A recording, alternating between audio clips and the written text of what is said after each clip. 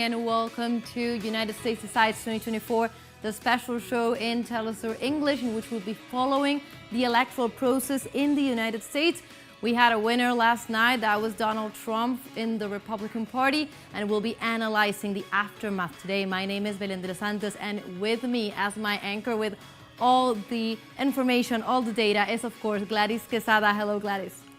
Hello, Belen, and yes, precisely as you were announcing and explaining today in the aftermath of this fresh result and outcome of the presidential election in the U.S., we are going to give you the latest updates, but also a little bit of analysis on the figures and the data and how the vote took place in the U.S. All of this with you and, of course, with our audience in this show today.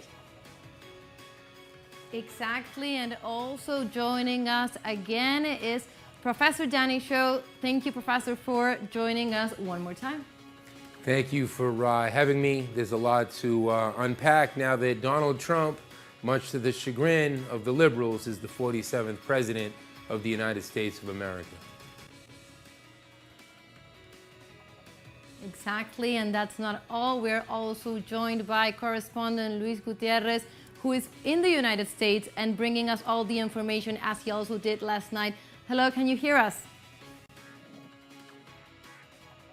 Yes, Belen, thank you. And thank you, Gladys. Good afternoon or good evening to everyone at the studio and to our audience, our teleSUR audience. From here, we will continue to report on the results of the U.S. presidential election, and throughout the rest of the night, we will bring in every detail as well as the latest updates to our audience around the world.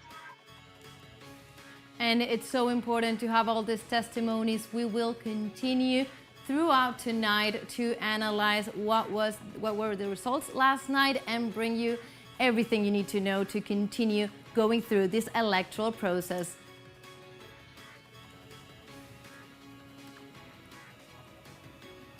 This is United States Decides. Hello and greetings from New York. After Trump's victory and Kamala Harris' acceptance of defeat, what's next for the United States with the new Republican administration? All details in our special show. That was Henry Kamala, our special envoy in New York, also bringing all the information to this show in which we will continue to analyze the aftermath of last night's elections in the United States. This is United States Decides 2024.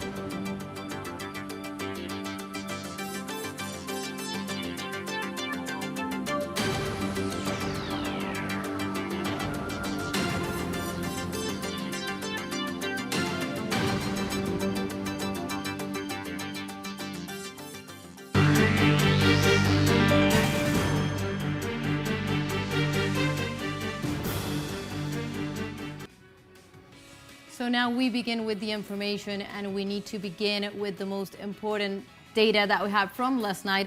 We were up all night last night following this electoral process, and we finished with the electoral win of Donald Trump from the Republican Party. And now we will go and see some key general data regarding this election, how the voting was, how the final results were. So let's try to see them on screen.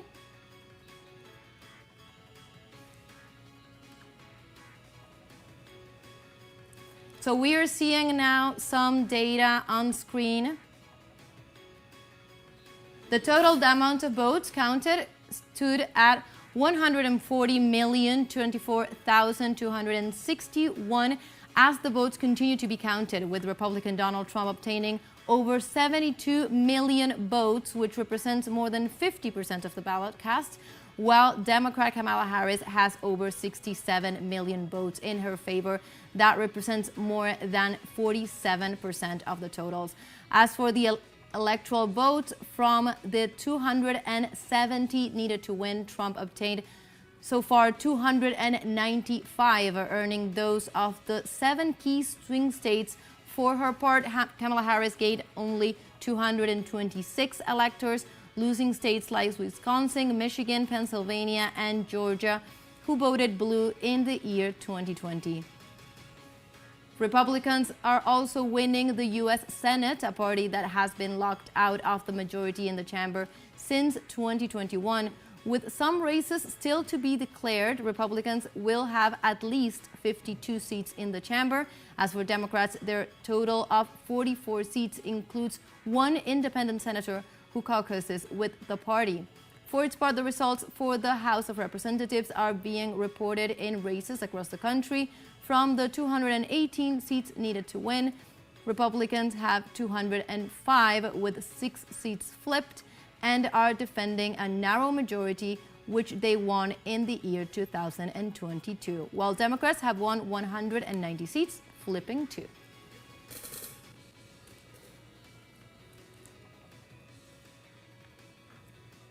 So before we get into the analysis of these numbers that we've just gone through, let's go to Luis Gutierrez in Los Angeles to bring his perspective about what was happening on the West Coast last night and today. Tell us, Luis. Yes, Belen. Well, the last evening became relatively calm after everyone was waiting for the final count and for the final results of the Electoral College.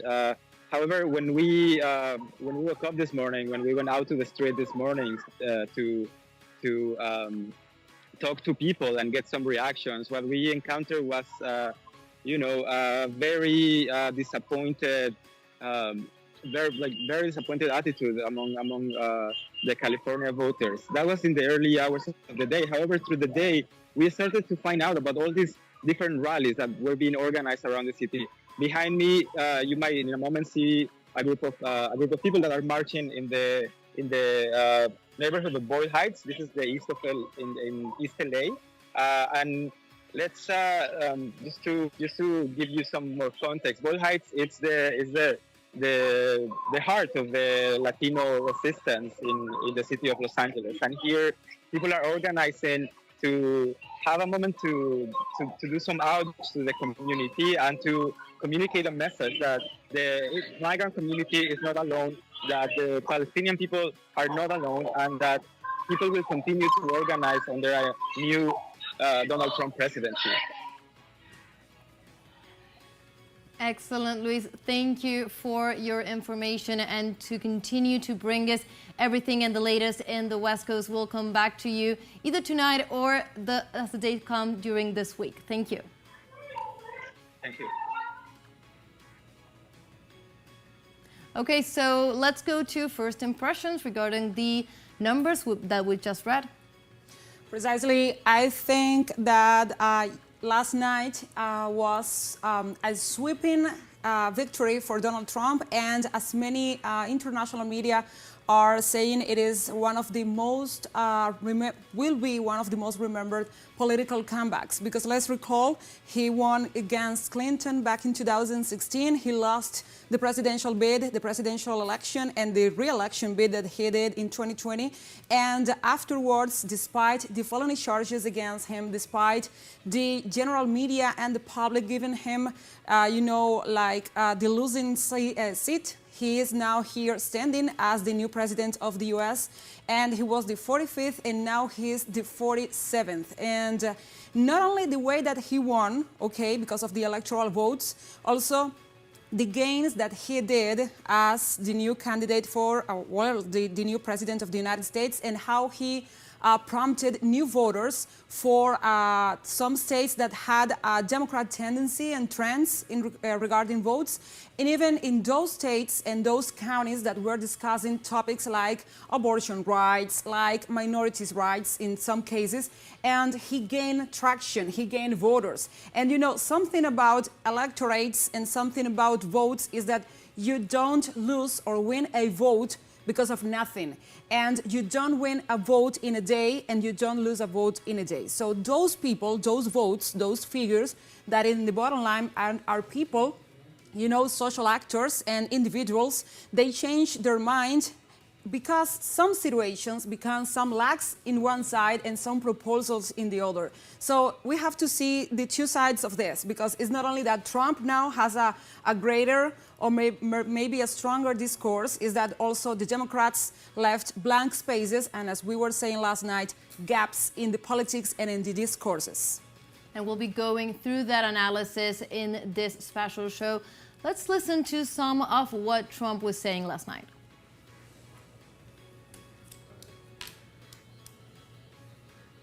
Okay, Danny, first impressions of this electoral win? About 140 million Americans voted last night. That means roughly over 100 million did not participate, whether it was boycotting the vote or voting for a third-party candidate, or they weren't allowed to vote because they've been charged with a felony or disenfranchised. It's interesting to compare this amount of participation to years past. Trump didn't just win the Electoral College, he also won the popular vote by roughly 4.5 million votes. Still, some votes are still coming in, but this is a resounding, sweeping victory. First time a Republican president won both the popular vote and the Electoral College vote since 2004, when George W. Bush did it. And the Senate, in the House of Representatives, the Senate at this point stands with 52 seats for the Republicans, with only 45 for the Democrats, and they're up in the House of Representatives with some seats still to be determined. This was a massive rejection of the Democrats, of Kamala Harris as well. It sure seemed like after the first Trump assassination, which was an inflection or a high point in his campaign, when they announced Kamala Harris, there seemed to be quite a bit of enthusiasm that the octogenarian, the elderly Joe Biden was no longer in the mix. But they did not have enough momentum. She had a very poor showing. Listening to her concession speech, she encouraged people to accept the result. There's no way that she can say fraud. Surely they'll again try to blame the Russians, because the Democrats are not good at self-reflection. In looking at, it's the void that they created. It's the economic negligence, their inability to respond to everyday working class needs that created this social and economic vacuum in which Donald Trump was able to come in with his rhetoric, with this whole front that he's the candidate of working people. But at this point, the American people have given him the mandate for the next 4 years. Exactly, and we'll come back to some of those topics you were just making reference. Now let's go and listen to what some of Donald Trump was saying last night, particularly making reference to this powerful mandate that means also winning the Senate, for example. Let's listen.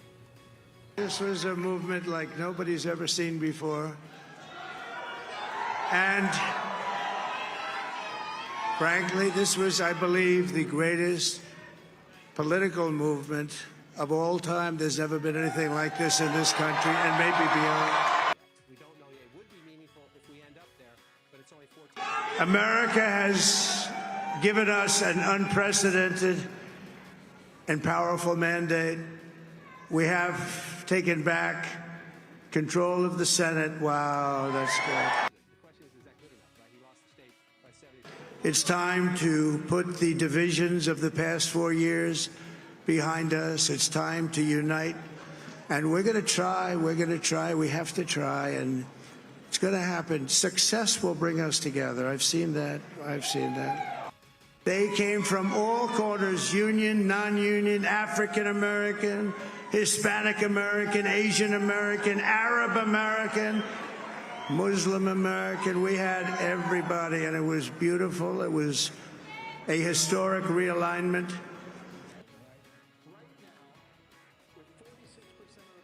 This is a great job. There's no job like this. This is the most important job in the world. So there's a lot of things to break down from what Donald Trump was making point last night after his electoral win. One of the things had to do with the powerful mandate, that's how he called it, that the people had entrusted on him, not only because he was winning not only the electoral, but the popular vote, as you were just mentioning, Danny, and also by taking control of the Senate. So what does this mean? This is a complete rejection of what the Democratic Party stands for.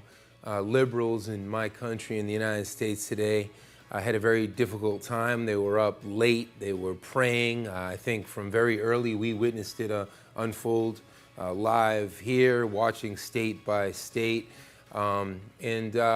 We could see from really the beginning as the votes came in the early votes that this was a clear mandate for Trump. This is a rejection of what Kamala Harris stands for. She brought all of the celebrities out to speak up for her, but neither Robert De Niro, Lady Gaga, or LeBron James was enough. The American people want concrete improvements. Trump, with his America First and Make America Great Again rhetoric, though it is rhetoric, these jobs are not going to return, these industrial jobs that have left.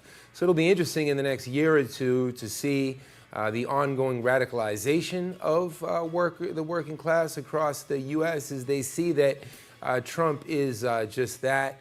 He is a pundit. He loves to hear himself speak. He's a braggart. And he's been very open about his xenophobia, about his racism. So I think liberals in America are going through an existential crisis. Many are saying that they're actually going to leave the U.S. for the next 4 years and go to Canada or Europe instead of staying and fighting against the very conditions, the economic marginalization and neglect that has given Trump this mandate. And so if we don't analyze the objective factors that created this vacuum, what's going to change? It'll certainly be interesting to see what type of rhetoric Trump continues to use about the Constitution. Right now, he doesn't have to blame anybody about stealing the elections from him.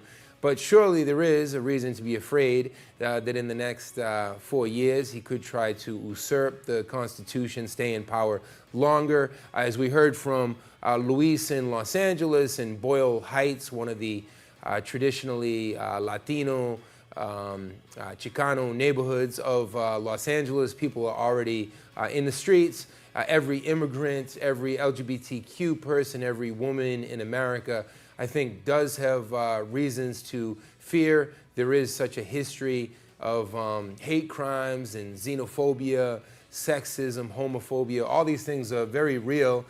We could see a spike in hate crimes. That's also something that the liberal media will try to manipulate. Last time Trump won, they said the next day that there was a 4,000% increase in hate crimes, and that seemed more like hyperbole than actual facts. So there is a lot of hysteria and perhaps paranoia on the liberal side of this equation.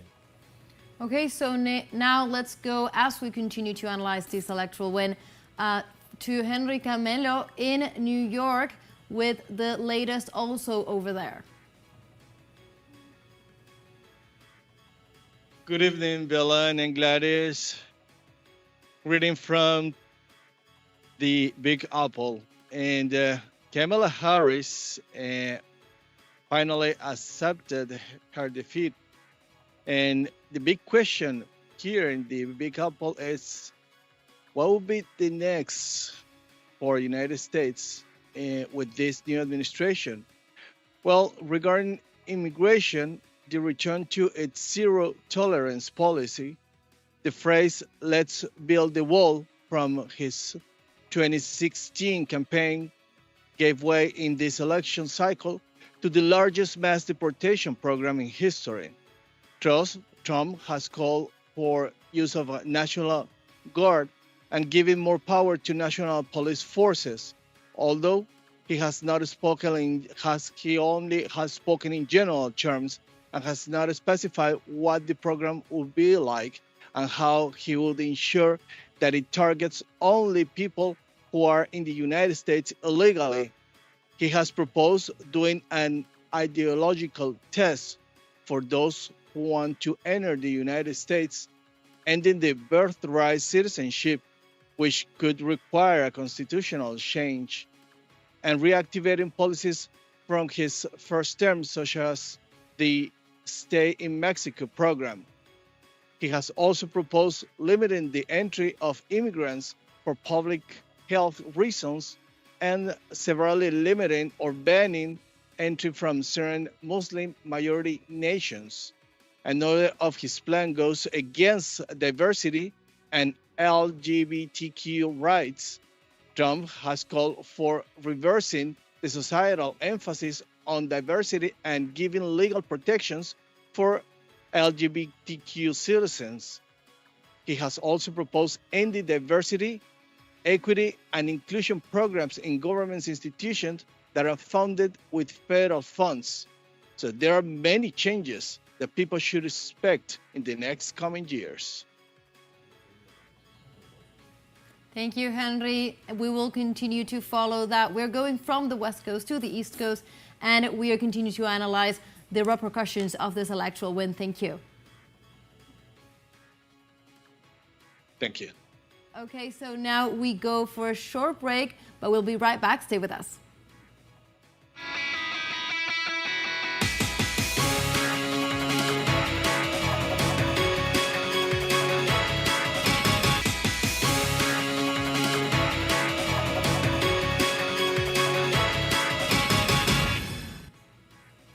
Hello, so we continue in USA Decides 2024 as we continue to analyze the electoral process that had its high point last night. And a lot has been said during this past day about the demographics of this election and how the votes shifted and how can we understand not only the Trump win, but also his win in popular vote, which means that a lot of votes have shifted towards his direction. So let's see on screen some key demographics, just some numbers, of course not all, but some pollings have been done as exit polls and some data has been crossed, and I just wanted to share with you some key numbers so that we could analyze a little bit better. So what we're seeing on screen is that the Hispanic Latino vote in this elections was 52% for the Democrats and 46% for the Republicans. That means that while it still has a majority vote for the Democrats, that Republican vote, that 46%, had a big growth. It was up from the 32% it had in 2020. So that was a big rise. Within the Latino men, their voted for Trump was of 55%. So that demographic had a big majority for the Trump, and it's expected that that was one of the areas in terms of demographic that really pushed this electoral win for Trump. Also, another key demographic in terms of understanding where these votes are coming from, and that's what I wanted to share with you and talk about today, has to do with the education level of voters and their decisions. And just two key factors in this discussion. We have some exit polls showing, as previous analysis in the previous days had also shown, that voters who have never attended college were voting 63% for the Republicans and 35% Democrat. That's a big lead for the Republicans in that segment. And quite the contrary, voters with advanced college degrees were voting majority 59% for the Democrats. So those are the statistics, and that is the information from where we could understand and jumpstart a discussion on where did Trump get this vote. Well, I think there's an interesting thing to point out. We were talking last night about not only thinking about the Hispanic, the Latino vote, also the women, but also a class segment that had to do with understanding where these alignments were. So Gladys, what do you think about this? First of all, education, and as we have been discussing in prior emissions and broadcasts, education is now a status quo symbol, because as we know, education means extra resources, it means a steady economy, patrimony and family, and education is also aspirational. So when you have education as a margin for social ratings, you have people who have aspirations, who have other visions, and also it marks we want it or not, it marks the cultural background of the people, the ambiances, and how they have critical thinking regarding the politics and socio-economic issues. So, of course, it has attraction, it has the ground on how people could approach to politics, and in this case, it is obvious that it had a toll on the vote for Democrats, and it made gains for Trump. You were presenting some statistics. It was very interesting to see, and other numbers also give more information regarding, because in 2016, when Trump ran against Clinton, for example, there was 1.9 percentage points for the Democrats in the cases of people with a college degree, okay? In 2020, when Biden ran against Trump, there was 5.7 percentage points for the Democrats. But in this election, the wins, and of course, because we are seeing the big picture numbers, are for Trump, because in this case, he gained 3.3 percentage points in the margin of people with a college degree, but he grew in 1.5 percentage points in some counties amongst the people or the population with less, degrees in education. So there is a role, there is a play, and as I was saying and explaining, I think that it has to do, or it comes to play with the aspirations, because, education is how people conform also the, the future of their kids. Is an inversion also economically. So maybe in sectors that have seen a society and an economy that is in a downfall, okay, so they have this vision that hard work, okay, and services and other kind of jobs are paying more socially and economically than not just education, and that maybe could be one of the points that turn the tables for Trump. Well, we were warning last night about the dangers of having a superficial approach to this identity reads in terms of, well, generally Latino population will vote Democrat, because if we analyze the rhetoric, if we analyze like who's talking about criminalizing Latino people, for example, it makes sense to vote one way or the other. However, all the experts or all the analysis now is heading towards really the question of, well, then how do we explain such an increase in the Republican vote on a special sector?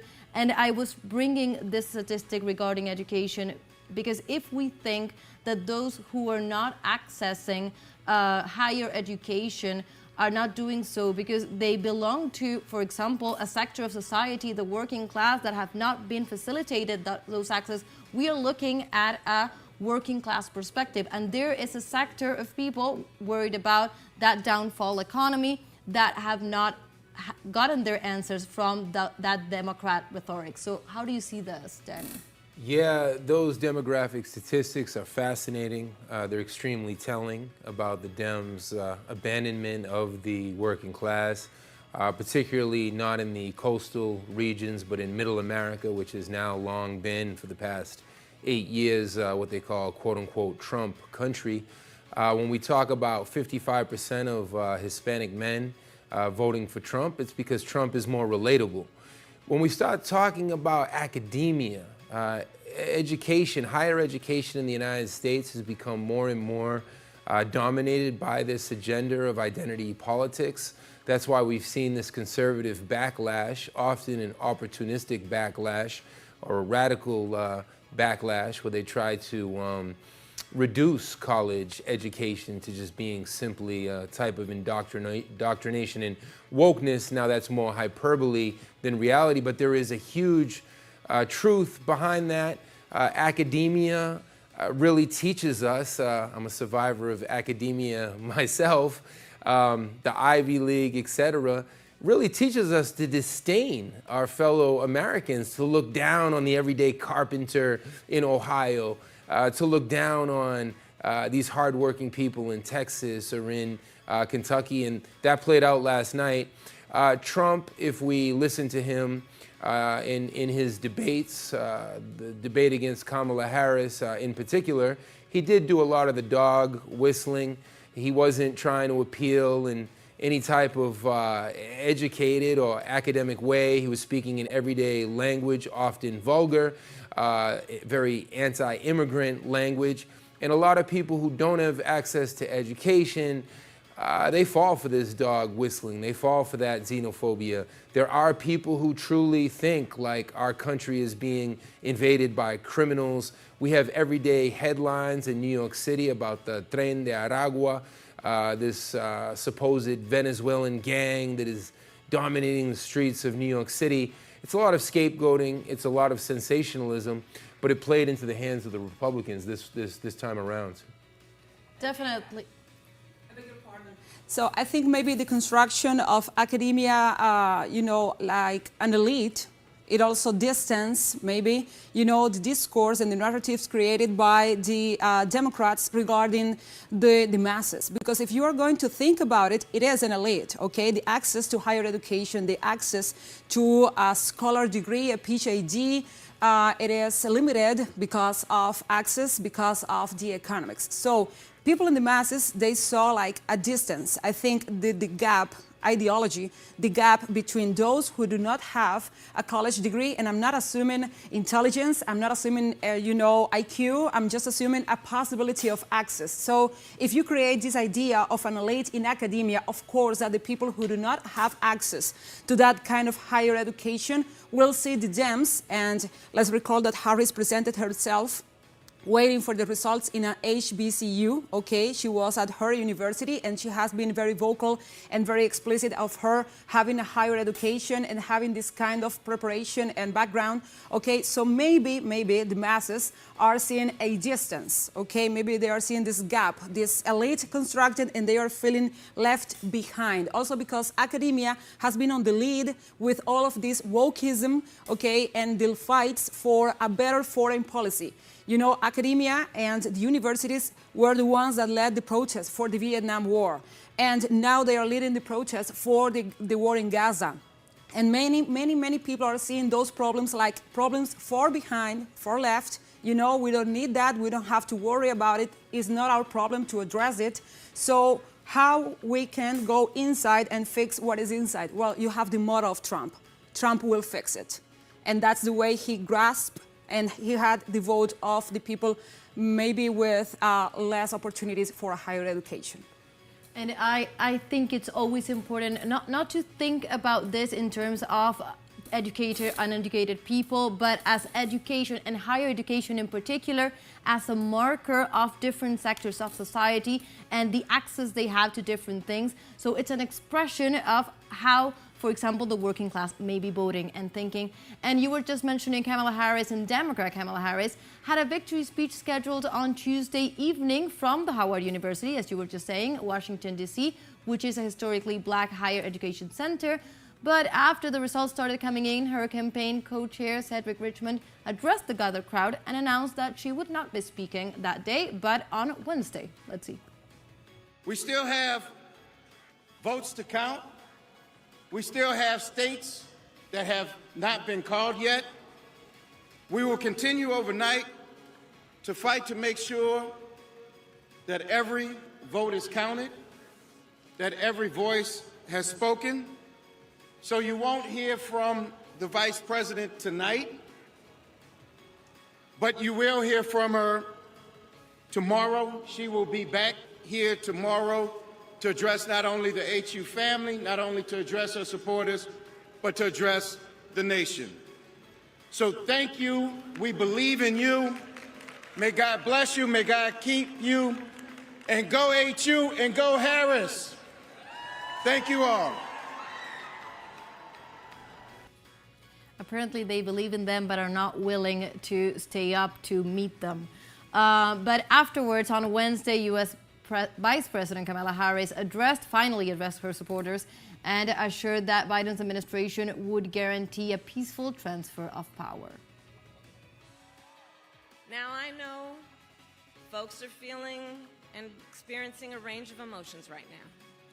I get it. But we must accept the results of this election. Earlier today, I spoke with President-elect Trump and congratulated him on his victory. I also told him that we will help him and his team with their transition, and that we will engage in a peaceful transfer of power. So after seeing these reactions from Kamala Harris, we'll go to a short break and we'll be right back with all the analysis.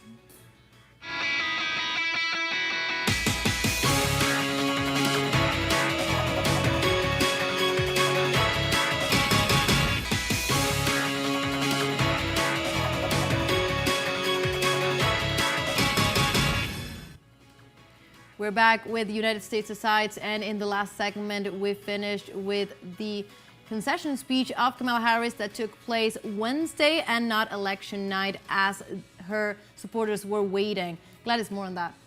Well, I think, Belle, that she was waiting until the last vote was counted. She had a strong hold, and I want to present the space between those words. She had a strong hold on hope. And she waited that, the process was going on her favor. But I want to recall some of the sentences and phrases of her speech considering her defeat and granting the victory for Donald Trump. She said that she felt gratitude with, the people that supported her, the family, and also the volunteers of the campaign. She even addressed the officials of the electoral institutions, and that was a gesture. That was her grace, because, Democrats are trying to stand in the posture of defending institutions, of being going on with the establishment, and those are points of contrast with what has been doing, Donald Trump since 2020, when he said that he was stolen, that he got stolen the election, and he was saying that the other party, the Democrats, were committing fraud. So in that case, she said, "I'm so proud of the race we ran." And she was referring to the short amount of time she had for the campaign and all the activities she had to perform, and aside from her duties as vice president. But what is interesting about these words that she gave, these statements, she said that we will engage in a peaceful transfer of power. Okay, she will do what Donald Trump never did after the inauguration of Joe Biden, and that's interesting that she is announcing that. And she said that she's considering the election, even if she is not, of course, fully happy or fully pleased with the results. But she referred to two main points. First, for the young people to keep believing in what is fair, according to her, and what is just for the United States, and she is keeping that for her. And she also said that she will continue the fight, and that's one of the key elements. Will she run again? Will she prepare the continuity for the Democrat Party? Will she give the power to some legislators, or will have this work with some legislators to face Trump's advance? Well, we don't know, but those were her words. And it is also interesting that she said that, but also authorities in California, which is Democrats' stronghold, with 54 electoral votes that they gave her last night in the, in the count of votings. They were saying that they are ready for Trump and they are ready to be the continuity of the Democrats. So there is like this idea of, yeah, we lost the election, but we were the fair ones. We had grace. We were polite. We did the things right, in contrast with the current president-elect. And it is the presentation of her as, she's taking the baton from Biden. She's closing good for Biden, okay? She did good for Biden. And maybe that's the idea for her to be announced or presented again to other election. What do you think about it? I want to know where Biden is. He's still the president, right, of the United States of America. Very, very pathetic, very deflating to see at Howard University.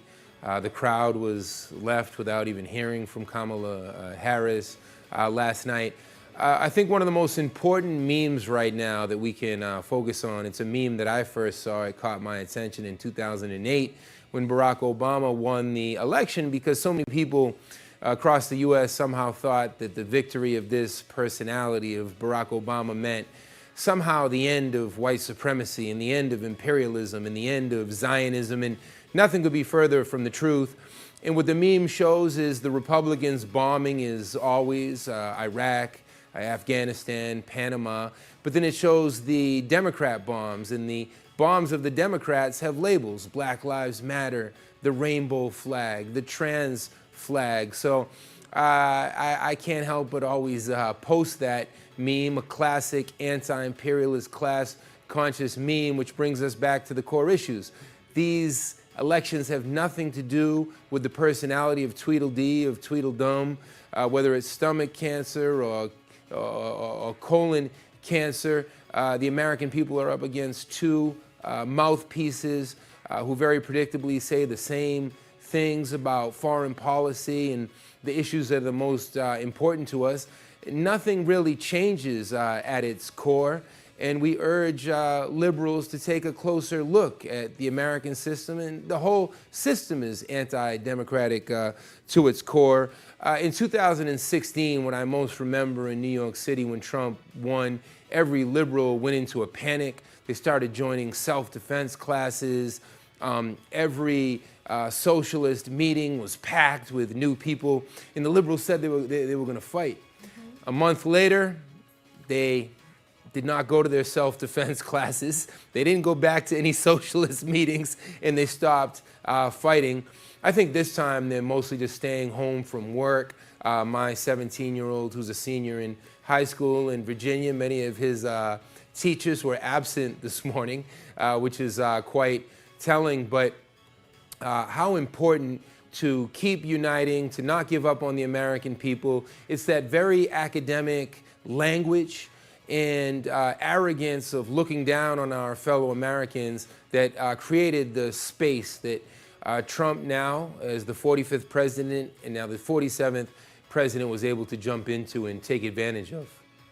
Precisely, Danny, and as reactions to this outcome of the presidential elections in the U.S. are pouring in, we saw many chiefs of staff and chief of state, heads of state that were reacting to this. But let's hear from someone, from one head of state that had something to say regarding this. It is a golden opportunity for this historic return of Donald Trump to put an end to wars, not to open any more war fronts, to allow U.S. to have respectful relations, sensible dialogue, understanding with all of Latin America and the Caribbean, relations that respect diversity in our continent. We have always been willing since Comandante Chavez, the Bolivarian Revolution, has seen former President Bill Clinton and former President George W. Bush pass through the White House. 8 years to the former president, Barack Obama the first, 4 years of the president, elect Donald Trump 4 years, of President Joe Biden, George W. Bush, 8 años al expresidente Barack Obama, los primeros 4 años del presidente reelecto.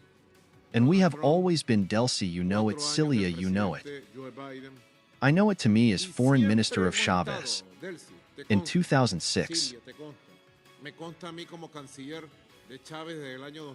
We have always been willing to relations of dialogue, sensibility, understanding, respect. And I ratify to the United States of America, to all the society, that the way has to be the new relations of respect, sensibility, dialogue, and understanding. And those were the words of the president of the Bolivarian Republic of Venezuela, Nicolás Maduro Moros, who had, a special show today. And he was addressing the outcome of the U.S. elections. And it is so interesting because when he was the winner back in July 28th, one of the many heads of state and one of the many governments that tried to dismiss, to try to smear this victory was the president of the United States, Joseph Biden. And also he was disrespecting the system and the voting system here in Venezuela. And it is primordial to recall that because in this occasion, the president, Nicolás Maduro Moros, is just respecting and giving his stance and his position regarding this victory. And he was saying something very interesting, and is that Trump has the opportunity to close all the open wars that started under the Democrats, and also the conflicts, the aggression, the hostilities towards Latin American progressive countries. Danny? Yeah, Nicolás Maduro is the maximum representative of the Bolivarian people of Venezuela, is really giving an example of class, of respect for the sovereignty of the people of the United States. If only our leaders, Democrat and Republican, could reciprocate. That'll never happen. Never have we seen in U.S. history respect towards the self-determination of other countries that the United States can't control. And I think this election was telling, because the Democrats historically have tried to paint themselves as the peaceful white doves, just so innocent, like snow, right? How many wars did Barack Obama start? Of course, the dismemberment, the colonization, the bombing, very cruel, of Libya, which we never hear about today, the dirty war against the Syrian people, a coup in Paraguay, a country most Americans probably haven't even heard of, and Manuel Zelaya, who was couped in Honduras as well. Interesting now that it's the Republicans leading the charge for peace. We saw Tucker Carlson go and interview Vladimir Putin. That's something that the Democrats and Hillary Clinton were so afraid of, to humanize Putin. Well, that cuts into the military-industrial complex's budget. So how ironic that the ones they always try to frame as the war hawks, the Republicans, some of the major personalities like Tucker Carlson, Trump himself saying he's going to end this proxy war in Ukraine. That could earn Trump himself more assassination attempts. Anything could happen. People want predictions. Many things are unpredictable. But if there's another assassination attempt against Trump, and if one were to be successful, the last two were unsuccessful, though one bullet did graze Trump's right ear, certainly that could be a harbinger for even deeper polarization, or even some type of military, militant, militia showdowns. We know that the FBI continues to raid the homes of many Americans in violation of their Second Amendment rights. There's new legislation that the House is trying to pass against militias. So they are afraid of an armed and conscious American populace that can rise up against the entire system and rise up against its maximum representatives like the Trumps, the Bidens, the Bushes, the Obamas, these ruling class families that could not be more distant from our everyday economic reality. Yeah, Danny, and just for doing or enhancing your point here, was Barack Obama back in 2015 who imposed the first sanctions against Venezuela and all the legislation that today is straining the economic lives and the well-being of the Venezuelan population. And also, I want to announce now and to present some of the reactions on social media that we had after the outcome of these elections. I'm asking for them, so let's bring them in. Let's start with the reaction on X from Kamala Harris. Let's see it.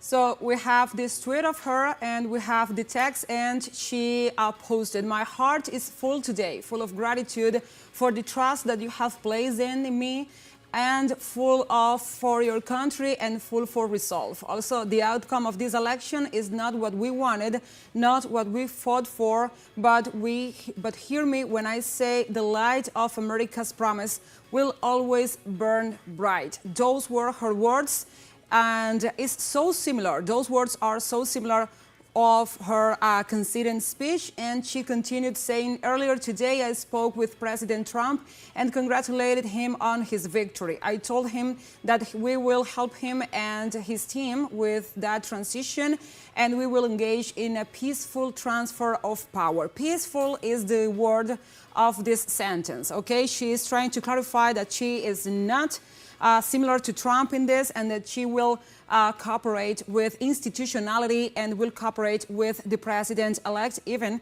if she is happy or not with the outcome of the election and what happened yesterday. We have other reactions, And now we'll go to Jill Stein. Okay, so we will see a tweet of her. And let's recall she was the runner for the Green Party, and Jill Stein, she has been running for several times. She was first in 2016, afterwards in 2020, and now in 2024. And she is just, in this long text that we have on screen, she's just slamming the bipartisanship. She's slamming the electoral college system and explaining that the economic and political elites are just straining the real will of the people and are just letting them down.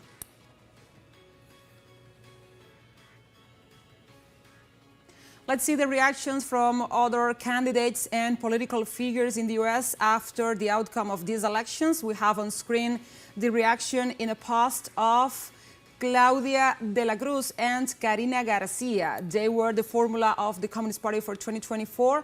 And there is a statement of her, and she's saying the results of the election demonstrate just how the Democrats have failed at fighting for defending the people. Only the people will save the people, and that's a phrase we have been hearing a lot of these days, not only because of the United States Socialist Party and the activism, these alternatives they have been doing there. It is also one of the phrases that encapsulates, I think, the disbelief of the people in the institutions, in the establishment, in the governments, and those who are the political elites. Okay, so we are now going live with one of our analysts as we continue to analyze what happened yesterday and also understand the motives why this electoral win went the way it did. And we now have live Yvonne Telles. She's an international law expert, and she's sharing with us in this special program regarding the U.S. presidential elections. Good evening, Yvonne. Thank you for joining us. Good evening. Happy to be here again. So just to begin, we would like to get, this is our first show after the election, so we are trying to just really understand and get a comprehension from our perspective of what happened yesterday and how this could impact the country and then the world, also our region. So what is your read on the electoral win of Donald Trump? Okay, I think definitely the issue number one of this election was the economy. And I think that explains a lot why Trump was reelected. However, if we see the major metrics of the U.S. economy, we can say that the U.S. economy is going well. However, Americans still view it unfavorably. And a significant number of voters blame Joe Biden and even Vice President Kamala Harris for failing to make enough improvements for Americans' financial situations over the past 4 years. So maybe that's one of the main reasons. The other ones, I think, remain pretty stable. I'm talking about, for example, the usual votes. Women leaned toward Harris, men leaned toward Trump's. One of the surprises was that most of the Latino men embraced Trump in this case rather than previous elections. And I think that one of the other reasons was that white voters without college degrees were the ones that represented Trump, and I think that's the base of support. So, and as we can see, or when we were seeing the reactions of voters or previous to the elections, one of the main concerns was the economy, and most of them, these concerns related to these, for example, immigration policies, blaming migrants again for probable failures of the U.S. economy. So I think that's one of the reasons that can explain why voters voted for Trump instead of Kamala. Another very, very strong point, I think, is that the fact that, for example, how this rhetoric, this unusual rhetoric that Trump holds, for example, representing some unique and very different ways of doing this politics seem to have captured the younger voters that Kamala failed to capture in this place, and she was one of the I don't know of the ones who was called to just bring those voters to her back, but she failed to do it, and that will be kind of a response to these young voters that were a definite group and a very important group of voters that not only represented these electoral votes but also the regular votes, as we've seen that not only Trump was winning or won because of the electoral votes, but because of the regular popular vote. That's something unusual as well. Thank you, Yvonne, for your input. Sadly, we are short on time tonight, but it's really helped us understand a little bit better your perspective on what happened last night in the United States. We appreciate your participation in United States Decides. Thank you very much. Okay, so we are about to close our analysis just for tonight. So any last remarks just before we conclude on this first read on Trump's win? Danny? Well, listening to Presidente Nicolás Maduro, I'm reminded of what respect can look like between different countries. Democrat or Republican, we have not seen a U.S. president respect the Caribbean and the sovereignty of South America. Both Jose Marti and Simón Bolívar warned about this imperial plague. And I think it's especially important right now to think about this as the Cuban people confront Hurricane Rafael, which has knocked out their electric grid. But it's not really the natural disaster that concerns me in Cuba, it's the colonial disaster. 65 years of colonial policy punishing the Cuban people because of the popularity of their leadership, an anti-imperialist leadership, a courageous leadership, and how opportunistic, how telling that in Cuba's most difficult moments that whether it's Biden or Trump back in 2016, who put into effect more than 630 new coercive policies within this blockade to try to cause hunger and all types of pain to the Cuban people. So I think it's important to end on this high note. Nicolás Maduro is not just the president of the Bolivarian Republic of Venezuela, he's the president of all people across the world who believe in working people, who believe in equality. And we're just super grateful that a teleSUR exists to tell the truth, because as I go through the headlines, which is part of my job and responsibility as an international affairs analyst, having to read CNN and MSNBC and Fox and Breitbart and Newsmax and the New York Times, it's so painful to see the same rhetoric about how great the United States is and the American dream, but how important to ask about the Venezuelan dream, the Bolivarian dream, the Cuban dream. And as we know, regardless of who won last night, it is a horizon of a lot of struggle and resistance that's in front of all of us peace-loving people across the world. Yeah, precisely. And I think one of the closing words we have to say is that those numbers are speaking about realities, are speaking about social realities, and are speaking about people. People that thought about a future and had a decision to do in terms of their survival. And those are readings that we have to do in upcoming emissions and upcoming broadcasts. Exactly, and in this way, we are now concluding this special show once again. It's really gone past fast because there's a lot to talk about, but we will continue to analyze everything regarding the U.S. election, the Trump win, and what that means both for the country and also for the world. So thank you, Danny Show, once more for joining us. Thank you. And thank you, Gladys, as well, as usual. Thank you, Belen. Thank you, Danny. We will see us in next time. Exactly. My name is Belen de los Santos, and this is United States Decides 2024.